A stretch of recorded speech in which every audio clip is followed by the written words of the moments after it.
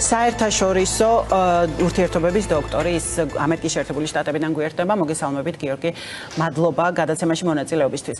უნდა დავიწყოთ ქართული ოცნების ურთიერთობით დასავლელ პარტნიორებთან. დღეს კი ვნახეთ ჩვენ რომ სხვადასხვა ქვეყნის წარმომადგენელი ელჩები დაიბარეს საგარეო საქმეთა სამინისტროში, მაგრამ ამერიკის შეერთებულ შტატებთან ურთიერთობაზე რომ ვილაპარაკოთ კონკრეტულად. შევიტყვეთ რომ ჩვენი ელჩი დაუბარებიათ სახელმწიფო დეპარტამენტში და ეს არ არის ის დაბარების ის ფორმა ალბათ რასაც ისურვებდა ქართული ოცნება, რომელიც ასე სასოწარკვეთით ცდილობს წარმოაჩინოს, რომ თითქოს რაღაცა ურთიერთობების გადატვირთვის ეტაპზეა ამერიკის შეერთებულ შტატებთან. აქ საქმე ეხება ბანგკოკში სახელმწიფო დეპარტამენტის ფინანსური უზრუნველყოფის კონკრეტულ ცენტრს, რომელზეც მამუკა მდინარაძემ ქართული ოცნების სუსის ხელმძღვანელმა პირდაპირ ეთერში ელაპარაკა, თითქოს იქიდან დაფინანსებული ადამიანები რაღაც ანტისამთავრობო ქმედებებს ახორციელებენ საქართველოში. რაც ძალიან სერიოზული ბრალდება და განცხადება არის ხომ ამერიკის შეერთებული შტატების მიმართ და გამოეხმაურა კიდეც რადიო თავისუფლებას ჰქონდა პასუხი ამერიკის შეერთებული შტატების საელჩოს მხრიდან. რეალურად რა დონის განცხადება შეიძლება იყოს ეს? რა საქმე გაუკეთა თუ გაუფუჭა მამუკა მდინარაძემ ამ განცხადებით ქართულ ოცნებას? თქვენი შეფასება გვაინტერესებს. გამარჯობათ, მოგესალმებით პირველ რიგში, მადლობა მოწვევისთვის. ეს განცხადება და ზოგადად ამაზე ელჩის გამოძახება და შემდეგ ეს განცხადებები ზოგადად იმ კონტექსტის ნაწილია, რომ არაერთხელ თქვათ საქართველოს მთავრობის მესვერებს განუცხადებიათ, რომ წინა ადმინისტრაციის პერიოდში ხო ბაიდენის ადმინისტრაცია საქართველოში რევოლუციას აფინანსებდა და არის მოლოდინი, რომ რადგანაც ტრამპის ადმინისტრაცია რიტორიკულად თქვათ დაპირისპირებულია ბაიდენის ადმინისტრაციასთან და ტრამპი ხშირად აკრიტიკებს ბაიდენს, რომ ეხლა ჩვენ აქ ვიტყვით, რომ ბაიდენი რევოლუციას აფინანსებდა, ამერიკის შეერთებული შტატები ჩვენ ამაში ხარს ავიღებთ, ან ხარს დავიღებთ. ერთი რამე უნდა გვესმოდეს, ჩვენ რაც არ უნდა თქვათ შიდა პოლიტიკურად დაპირისპირებულები იყვნენ, რაც არ უნდა თქვათ ერთმანეთის ანტიპათია იყოს, მაინც ამერიკა იყო და არის ინსტიტუციური მემკვიდრეობის ქვეყანა, ხო? და ეს ბიუროკრატიული ინერცია რა თქმა უნდა მარცხენდება ესეთი და მეორე ახლა არც ერთი სახელმწიფო არც ერთი ამერიკის მთავრობა არ იყოს, რომ მთავრობა აქ გადაწყვეტილებას აფინანსებდა და ახლა რაც საქართველოს ხელისუფლების სურვილია, ხო, რომ ბოდიში მოიხადონ და თქვა რომ ბოდიში და რაღაცა. არის ამ სამასლე სახელმწიფო, სულ რომ პლანირებს, მაინც არის ზოგადად ასეთ შემთხვევაში და შესაბამისად მოლოდინი ახლა ჩვენ აქ წინა ადმინისტრაციას გავაკრიტიკებთ, ვიტყვით და უბრალოდ ხედავთ, რომ რაღაცა რევოლუცია ამერიკის რევოლუციას აფინანსებდა და ამას ეს მოქმედი ადმინისტრაცია უბრალოდ გაატარებს მხოლოდ იმიტომ, რომ დაპირისპირებული ადმინისტრაციასთან ეს არის. იმიტომ რაც არ უნდა დაპირისპირებული იყვნენ, არის ბიუროკრატიული ინერცია, არის სახელმწიფოს ინტერესები ბოლოს და სახელმწიფოს პრესტიჟი. არც ამერიკის შეერთებული შტატების ხელისუფლება არ იყო, აი წინა ელჩი ეს იქნებოდა თქვენი შეფასებით რეალური არგუმენტი და საფუძველი ელჩის დაბარების, იმიტომ რომ ირაკლი კობახიძემ უარყო, რომ ელჩი დაიბარეს, თქვა რომ ამ ფორმატის არ ყოფილა ეს შეხვედრა და პირიქით იქ ელჩს სხვადასხვა შინაარსის შეხვედრა ჰქონდა სახელმწიფო დეპარტამენტში.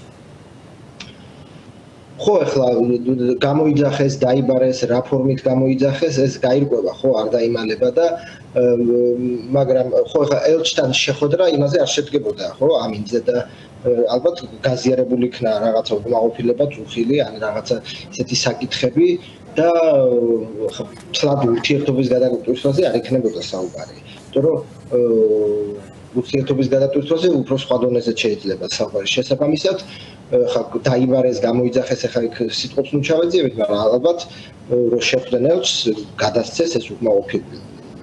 თორე ეს რო ახლა ის იყოს ფეიქ ნიუსი, რაღაცა განმარტება გაკეთდებოდა და არ გაკეთებულა ასეთი განმარტება. შესაბამისად, ალბათ გადასცეს უკმაყოფილება საქართველოს ელჩს. თქვენთვის რა სახე აქვს საქართველოსა და ამერიკის შეერთებული შტატების ურთიერთობებს იმ ფონზე, რომ თამისი მთავარი გამოხატულება მაგალითად არის ელჩის პოსტები სოციალურ ქსელში, სადაც ქუდი აჩუქეს ან რაღაცა რუტინულ შეხვედრაში მიიღო მონაწილეობა.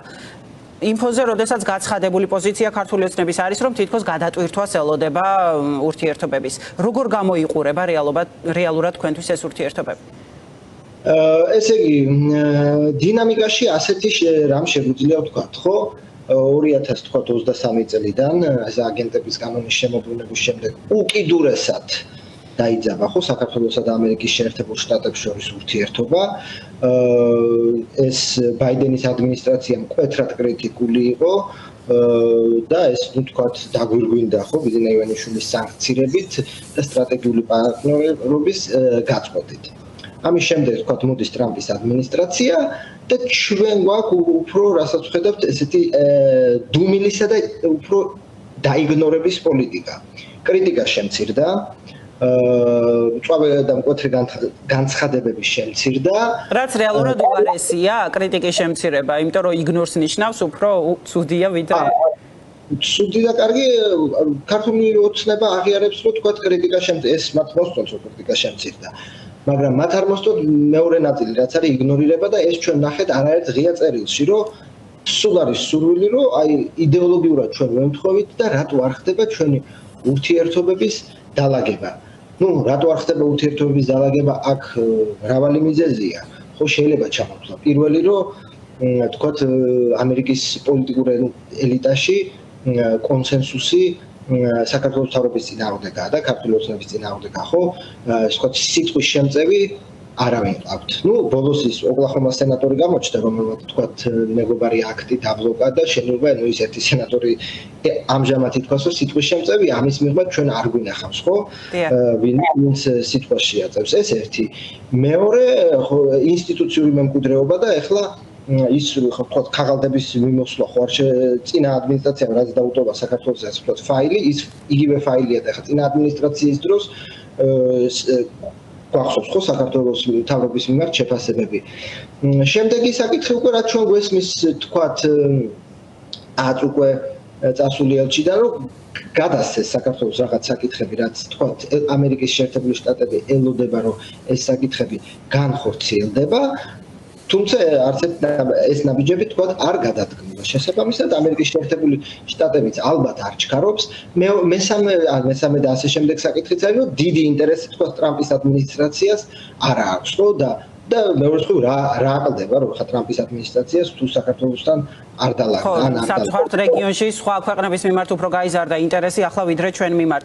აუცილებლად მინდა კითხოთ ქართული კოშმარის არაღიარების აქცია, რომელსაც თანა სპონსორები მოემატა ხომ ამ აქტს და რომელიც ძალიან სერიოზული შედეგის მომტანი იქნება, იმიტომ რომ მისი მიღების შემთხვევაში ფაქტობრივად უკრძალავს ქართული ოცნების ხელისუფლების აღიარებას ამერიკის შეერთებულ შტატების ოფიციალურ უწყებებს.